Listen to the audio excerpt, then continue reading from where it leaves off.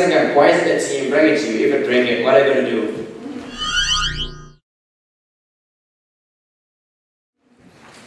So you should ask and take it. Picking up some dust. 30 feet, 2.5 down. Big shadow. So I want to make it clear that Islam is different from politics.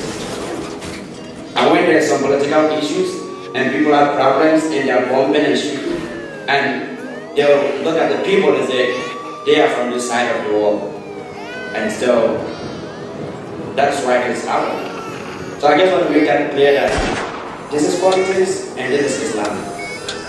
Allied Air Forces began an attack on Islam doesn't teach any kind of killing or any kind of shooting people that God knows you do. And I'll get more into that. Over 100,000 people were marching through Central London. So I guess Haiti recently that they have moderate and extremists in Islam. And those people who go around killing people, they are extremists. And those who are calm and they pray, they do everything, they are moderate.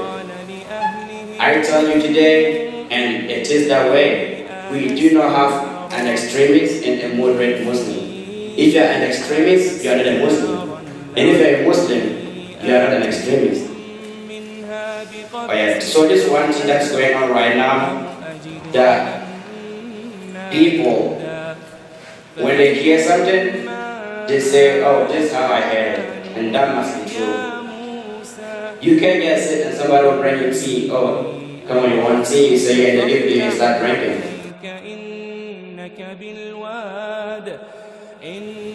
Another major point. So, a lot of people say they depress ladies in Islam, and it is something that has been going on.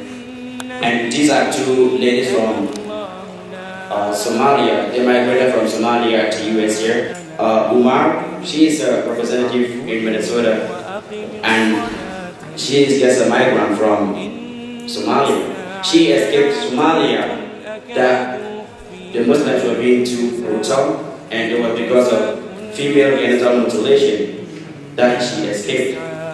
And I tell you now, and if you have the Quran and you open it, throughout the 114 chapters, if you want to see female genital mutilation, you can't find anything like that.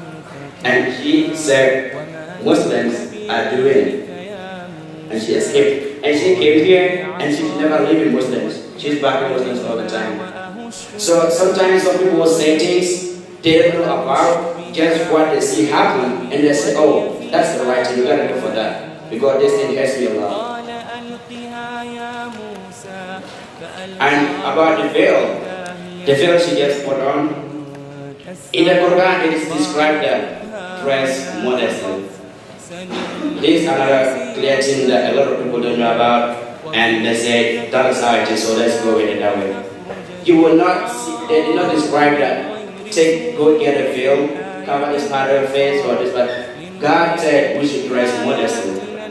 And then people find it that, alright, put it on a veil, wear it on a dress, or something.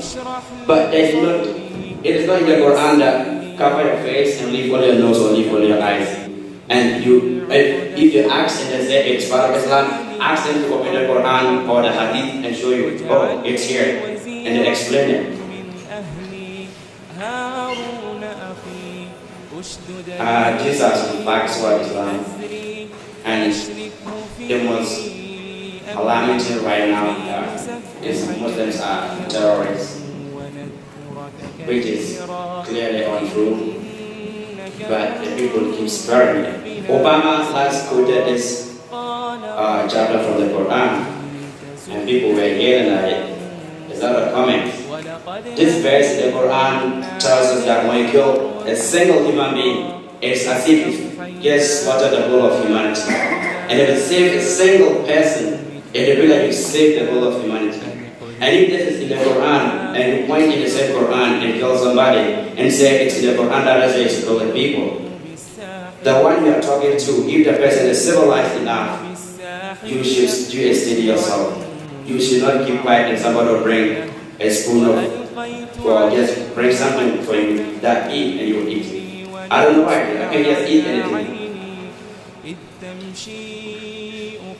Oh yeah, BBC News just reported this one in 2017, and I found it interesting because if Islam, they are terrorists and they are bad people, how do you find more people converting to Islam?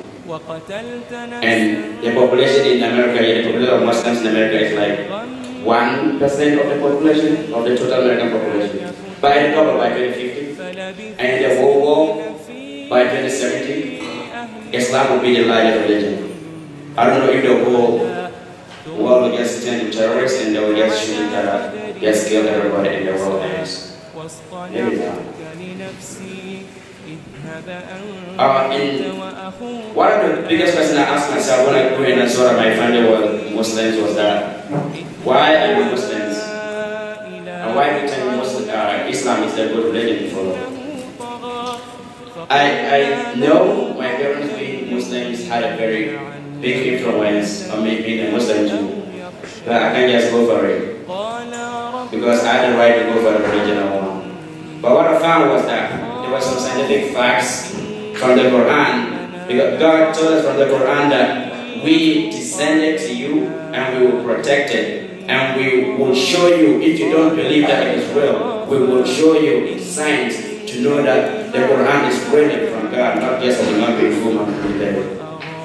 And these are some of them. Verse 51-47, it tells us that the universe is expanding. Scientists have discovered that 21-33, the sun is not stationary. It moves around. The Quran tells us that. 24-40, there are waves under the ocean, not only on top of the ocean. And it's very dark under the ocean. The Quran tells us that.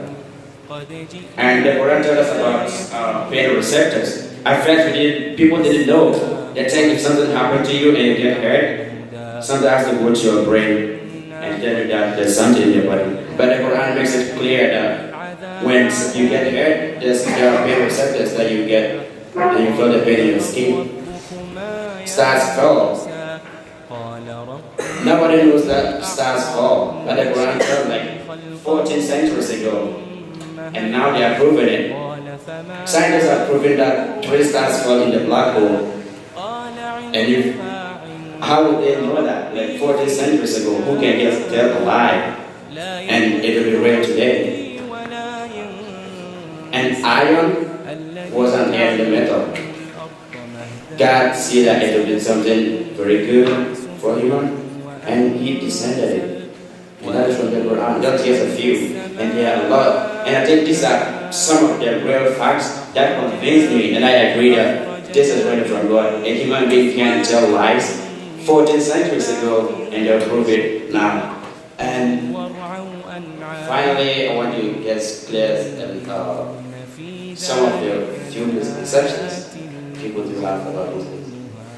Some don't know they say we worship Muhammad or worship Allah. Muhammad is just a messenger, like Jesus Christ and Moses and all other messengers to Muslims. So we do not worship any other thing. And that is one of the biggest things, and when you do, God is not going to forgive you until you repent before you die. But if you compare anything to God, according to our Islamic belief, you are not going to be forgiven until you repent before you die. And we don't permit terrorism. The Quran doesn't either. So people who are terrorists, they find it that this is what they want their life to be, and they are terrorists. To be frank, being a terrorist is just hatred. People just hate each other. And others too, and it's through the politics. People do want money, economic reasons, politics, and you bring something up, so we can tell. Hatred brings all the things, but you can't tell if that is real. Here, when I came here, I heard that people in America, some are racist, but no, in Santa Fe here, not real. But I experienced on racist acts here. I could have called any emergency number. I had the right to tell people that this man was being racist towards me. But when he did that to me, I was just quiet. I know I can do something. But what the Quran told us is that when somebody is ignorant, what do? You tell them this one is right. You don't slap the person or kill the person. So the person doing this is wrong, this is right. So I keep quiet, and I know finally if this man gets to know better, when you see a black man, he's not going to make fun of him. And that is what the Islam teaches. And the hijab is oppressive.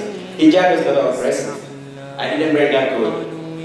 There's a quote from the Quran that says, no man is better than a woman, and no woman is better than a man. Everybody is equal.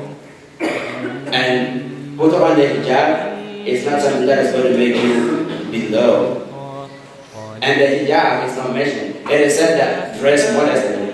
And that is even in the Bible, in the Old Testament. I don't know in the New Testament. So I don't know how that would be oppressive to the ladies. Or others also think all Muslims are Arabs, or maybe all Arabs are Muslims.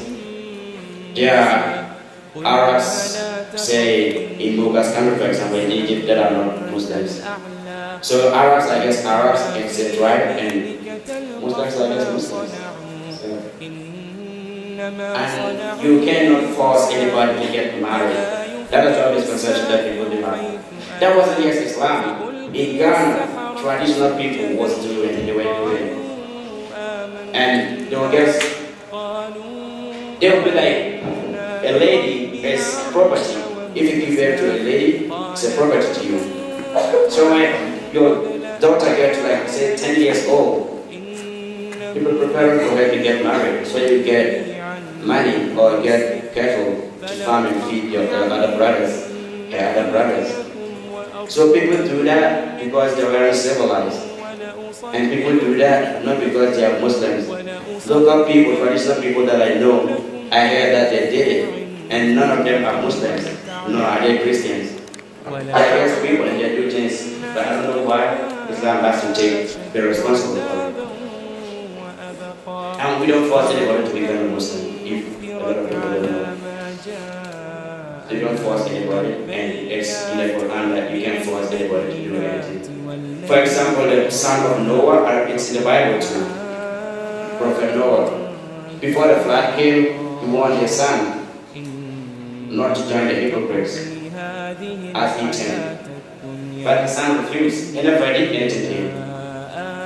If messengers of God were to be terrorists and they would teach people to be terrorists, Noah would have been the first person to just get a gun and shoot his son dead.